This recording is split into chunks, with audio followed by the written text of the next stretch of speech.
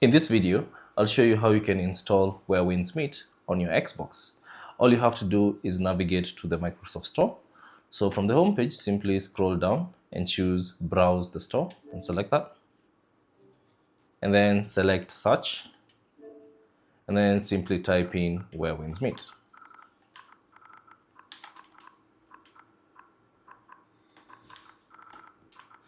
And as you type it, you should see it from the search result. So here it is. So all you have to do is navigate to the search result and select it.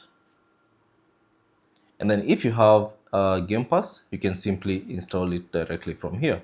But if you don't have Game Pass, there's an option of buy, which is free. The game is free. So you can click on buy and then the installation process will begin. So since we have it on Game Pass, simply select install.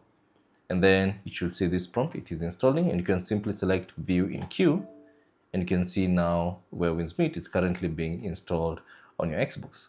So thanks for watching. If you have any questions, leave them down in the comment section below, and I'll see you on the next one.